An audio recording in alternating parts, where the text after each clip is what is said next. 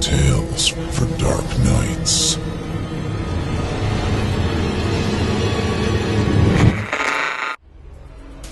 The following performance is a second-round entry in the 2016 Evil Idol competition, and you, the listener, get to help decide who wins.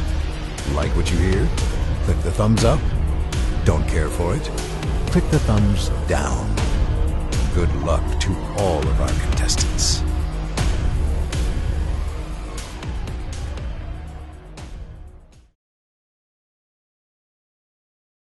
Stockholm Syndrome. Written by David Tallerman. Performed by Michael Wetch for Chilling Tales for Dark Nights and the Evil Idol competition. One of them. I called him Billy.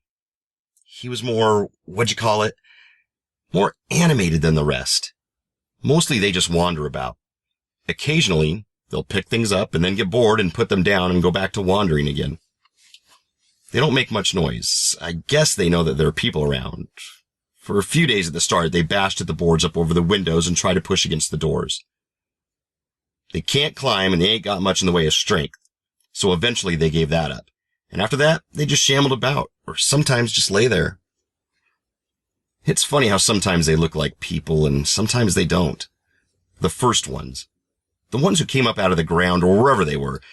Guess what you'd call the first generation. Some of them are pretty normal looking.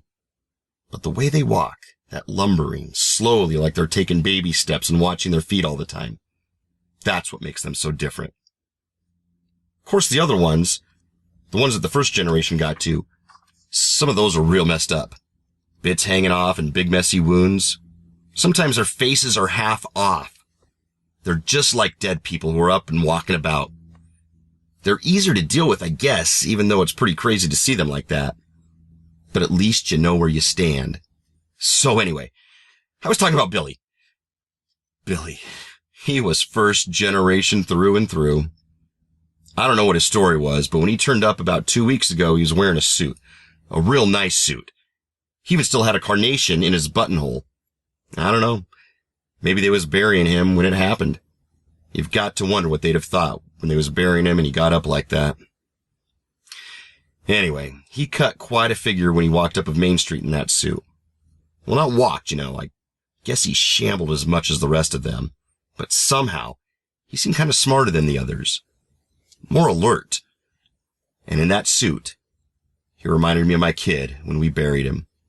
That's why I named him Billy. Billy made himself at home pretty quick. It didn't take him long to figure that there were just 2 houses with people in, mine and the place over the road. Both of us had boarded ourselves in pretty good. Actually, I shouldn't be taking the credit for that. When I got here, after my car came off the freeway a couple of miles up, I found this place pretty much like it is now. They'd got in through a window and it was still left open. A couple of them had got in, and then I figured the other 2 must have been the ones whose house it was. 4's about as many as you can handle up close like that. I had my old revolver still on me. I guess I was lucky, though, getting them before they got me. Guess it could have easily gone the other way. I hauled the bodies out the window and boarded it up again before the others figured out what had gone on. All in all, I was real lucky. There was a rifle here with one of those telescopic sights and a whole load of tins, all sorts of things. They was all set to wait it out, and then they just must have got careless. It can happen. It ain't easy to keep concentrating all the time. Not with things the way they are.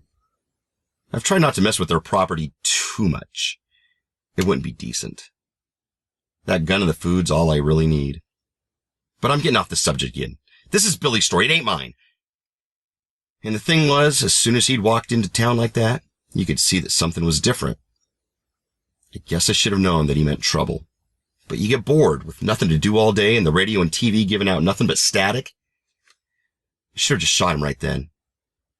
At first, you take every shot you can get. But after a while, you get to realizing that there's always going to be more of them than you got bullets. However many bullets you got, there'll always be more of them. So maybe that's what I was thinking when I didn't take my shot on Billy. Or maybe it was because he'd looked so much like my kid when he was walking up Main Street. Or maybe it was just that I was bored and here was something happening. I suppose it don't matter much. Either way, you could see that he was a bit smarter than he just wasn't going to settle down to blundering about with the rest of them. First off, he walked all around the house across the road, and every so often he'd bang on a board or something like he was testing the place. Then, when he got done with that, he came and did the same to mine. I could hear him scratching on that window where I'd got in. I gotta say, I was impressed. You get sick of the stupid way they act. They're like dumb, lazy children, and it starts to grate on your nerves after a while. It was nice to see one of them showing a bit of initiative, even if it did look like it was going to spell trouble. I wasn't too worried for myself. I checked the boards every morning, and every so often I'd hammer up another couple more of something to do than anything, because like I said, they'd pretty much given up on trying to get in. But I didn't know about the family across the road. I didn't know whether they were taking precautions or not. The place looked okay from the outside. Sounds kind of stupid now, but I didn't like to pry too much. I knew that there were 4 of them. I figured they were a husband and wife and 2 kids, but that was as far as I'd got. It's a wide street. I couldn't see much without the sight, and that just felt too much like, I don't know, like I was some kind of pervert. Even with everything all screwed up like this, people have got to have some right to privacy, haven't they? There wasn't any way we could talk to each other. If the phones had been working, then I could have just looked them up in the book, I guess. Or maybe I could have put a sign up. But I didn't know if they'd had any way to read it. So I just tried to leave them alone as much as I could. Billy obviously got it into his head that they were a better bet, because after the first day, he didn't bother with me too much.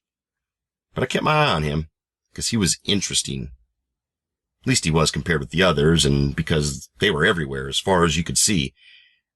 They were about all there was to look at. It was the same for them. They were curious, as much as they could be. Who was this, walking around like he had some kind of an agenda or something? In the meanwhile, Billy had taken a project on himself. The second day after he walked into town, he picked himself out a particular window, round on the right-hand side of the family's house, just after where the porch ended. Even with the scope, I could barely make him out there. There was the porch and a big old tree in the way, and I could just about see him moving around, but that was it. Of course, I guess what he'd be up to. He must have decided that there was a weak spot. He thought maybe if he kept going at it, he'd be able to get in sooner or later. I didn't give him much for his chances. There was no way they wouldn't have heard him there, and if they thought there was any chance of him getting through, they'd be hammering up 2 new boards for every one he managed to get off. At least, that's what I would have been doing. Probably he'd got bored after a day or 2 and go to sitting and wandering like the rest of them. That thought made me kind of sad, somehow. I mean, God knows it wasn't like I wanted to see him succeed or nothing. I just didn't want to have to watch him give up either. Shit, I don't know. Maybe it was like I wanted to see him make something of himself. I didn't want him to wind up like my kid Billy. Yeah, it sounds pretty stupid, I know that. I guess I don't know what I was thinking. Just seemed like it would have been a shame is all. When I got up the next day, he was still at it. But it wasn't just that. He'd gathered himself an audience as well. A lot of the others, maybe there was 100, maybe even more, had gathered about on the lawn. Some of them were standing, but a lot were just sitting around, like he was putting on a performance for them or something. I still couldn't make out exactly what Billy himself was up to. It got to be frustrating. What could he be doing to get all of their attentions like that? After a while, I started hunting around for a better view, and then I remembered there was a ladder to the attic, and sure enough, once I got up there was a big window looking out over the street. The room had been converted. Looked like it was a kid's room, but then the kid had left, and the parents hadn't wanted to change it any. The window was so big that I could sit up on the ledge, and from there, sure enough, I could see Billy pretty clear. It was quite a shock. I ain't ever seen one of them go at anything the way he was at those planks. Tearing at them with his hands over and over. His fingers were all bloody with the sight. I reckoned I could make out his bits of bones where he'd torn the ends clean off. It was a mess, but that wasn't slow him in any. I guess he wasn't even feeling it. He just kept tearing at the planks, not paying any attention to anything else. He'd got a couple down already. They were lying on the grass next to him. I didn't figure it was going to do him any good, though. The family put up more on the inside, and if he started on those, they'd just have to put up some more. Even if he was a bit stronger and a bit smarter than the rest, he still wasn't able to keep up. Still, the way he was going at it, it was hard to take your eyes off. Apart from a break at lunchtime, I watched Billy all day, till it started to get dark. The last I saw, he was about halfway there on the outside planks. He was still at it when I left him. I suppose the dark didn't bother him too much.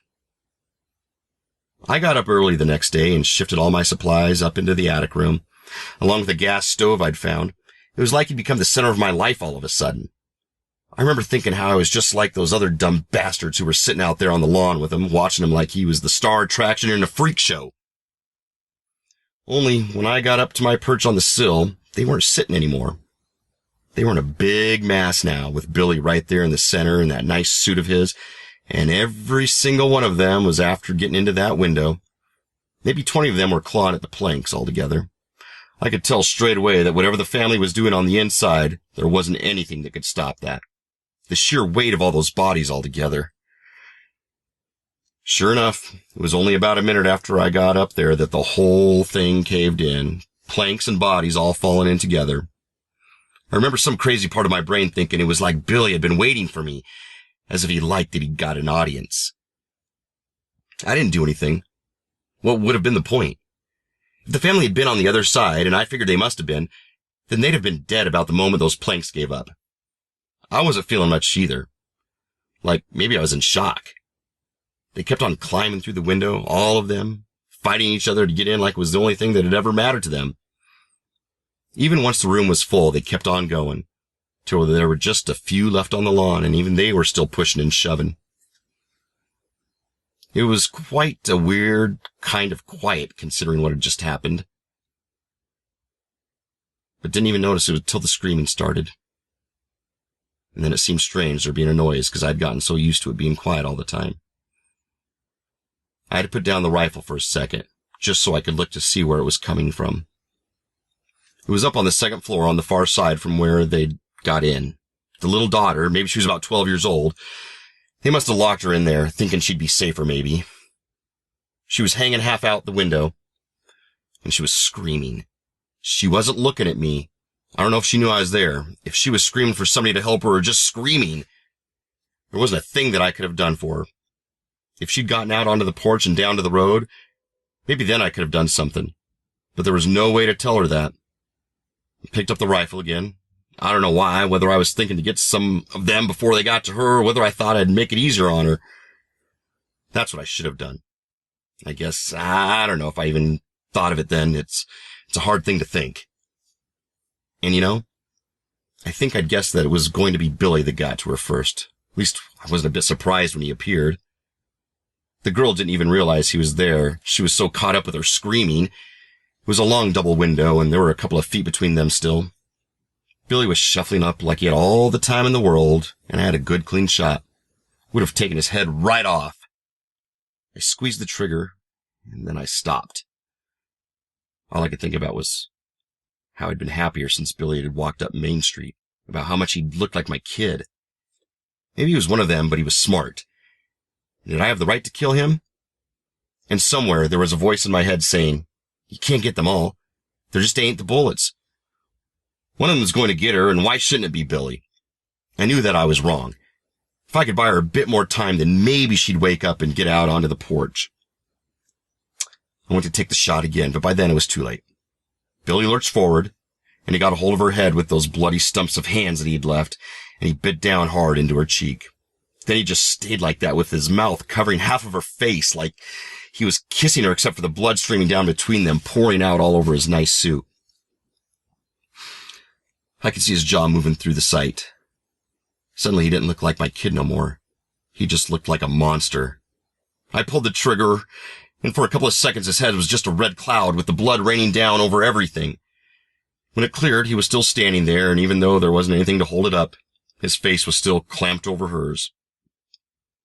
I pulled the trigger again and they both crumpled down. I knew she was dead anyway, but that didn't make it feel any better. So that's the end of Billy's story. And I guess it's the end of mine as well. Yesterday I found this old tape recorder and I just wanted to talk it all through. I suppose get it out in the open. Probably no one's ever going to hear it, but maybe there'll be a day when this is all over and maybe there's something we could learn from it. Maybe everyone will try to forget as quick as they can when they'd be better off remembering. Because what I've been thinking is the worst thing that they've done to us, it ain't killing us. It's making us like them. Making us so we can't feel anything. Whether they get to you or not, you start to get a little less human every day. You get deader inside. I don't know. I was always like this, maybe. I've never cried for Barbara and my little girl. Not once. Even though I miss them so bad it hurts. Something in me just can't do it. But then, I didn't cry for Billy either. Seeing them put him in the ground, I was just angry. And wondering why he had to do a stupid, selfish thing like that. Shit! I knew I wasn't a good father to him, but if he'd just talked to me then, there has got to be something I could have said. But I guess that I understand Billy a little bit better now. I wish he was here and I could tell him that, instead of talking to this dumb machine. One of the policemen said to me, Billy didn't really know what he was doing, because nobody shoots themselves in the chest. In the mouth, he said, with the barrel facing upwards. That's the best way. It'd be hell to do with that rifle, but I was lucky. There are a couple of bullets left in the revolver, and I only needed the one. I guess what I was trying to say before, and what they've taught us, is that being alive ain't the same thing as living. And me? I figure that I'm already dead. At least now, I'll get to stay that way. Thanks for listening. If you haven't already, don't forget to cast your vote for this contestant via a thumbs up or thumbs down vote. By doing so, you'll help us determine who will become the next permanent member of our voice acting team. At the close of voting on August 15th, based on your votes, the top 25 contestants will advance to the third round, which begins September 1st, based entirely on your votes. Thank you for voting and for helping to spread the word. You're listening to Chilling Tales for Dark Nights. I'm Steve Taylor, host of Chilling Tales, the podcast, encouraging you to turn off the lights and turn on the dark. Chilling Tales for Dark Nights.